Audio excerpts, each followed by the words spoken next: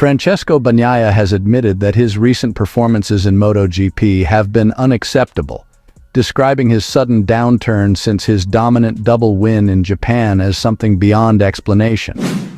After storming to victory in both the sprint and the main race at Motegi, Bagnaia looked every bit like the champion who had found his groove again, but since then, it's all fallen apart. Across the last 4 rounds, the Italian has failed to score points in 3 of them, his title defense collapsing under the weight of inconsistency and confusion. "I honestly don't know what to say," Bagnaia told Sky Sport Italy after his latest crash. "Since Motegi, everything has gone downhill. Same bike, same team, same approach, and yet the results are completely the opposite.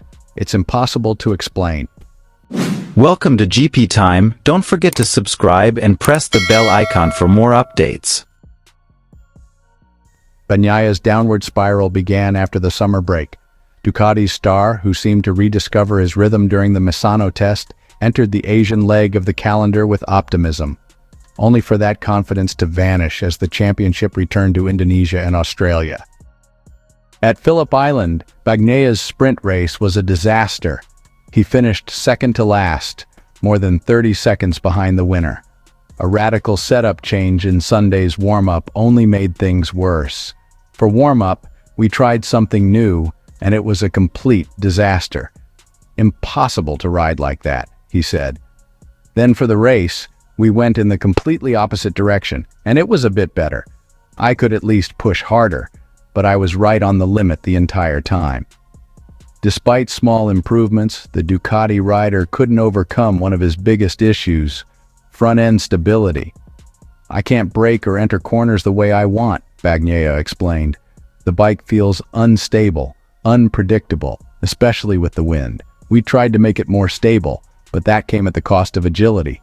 It's always a compromise, and lately, none of them work."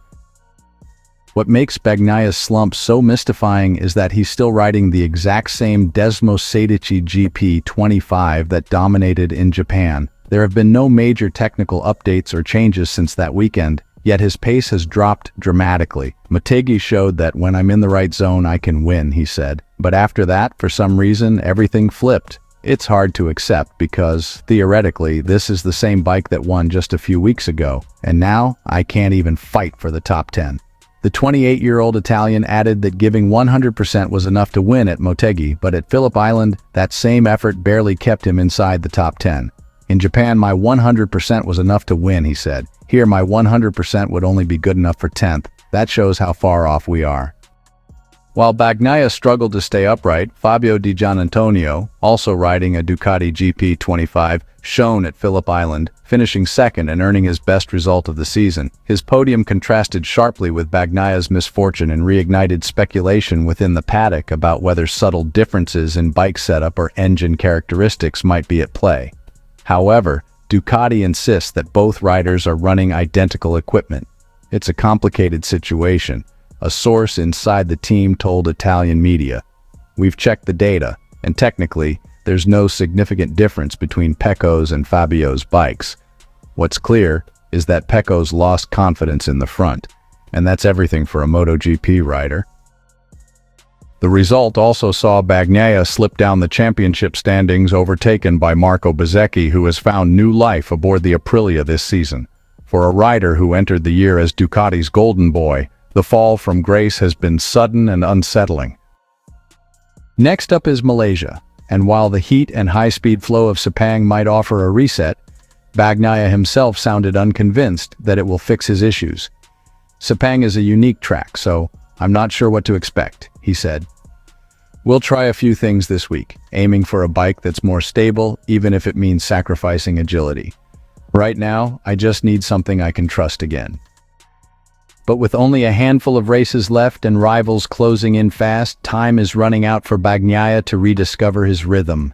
The once unshakable champion now looks vulnerable, a rider searching not just for performance but for belief. In MotoGP, confidence is everything, and for Francesco Bagnaia, the question now is simple but haunting: has he lost it, or can he find his way back before it's too late? The crash capped off a weekend that really showed Bagnaia's current nightmare: flashes of speed, bursts of frustration, and a desperate search for the lost confidence that once made him untouchable.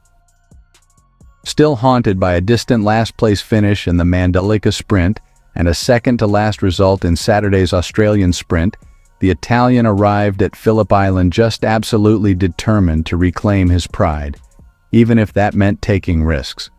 "I prefer 1,000 times to crash fighting not even for a good result, just for some points than to finish last," Bagnaia declared. "That's not who I am."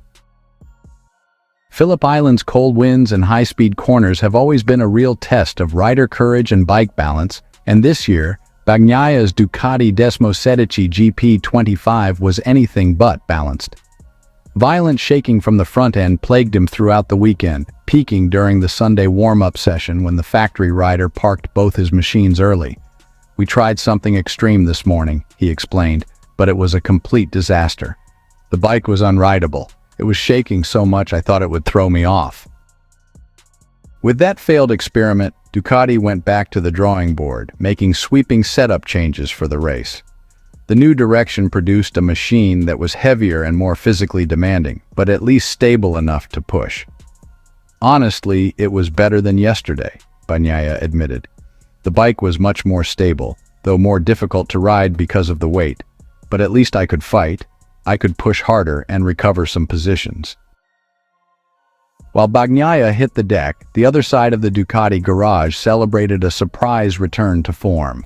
Fabio Di Giannantonio, riding the same GP25 machinery for VR46, finished second behind Aprilia's Raul Fernandez, who scored a fairy tale debut MotoGP win.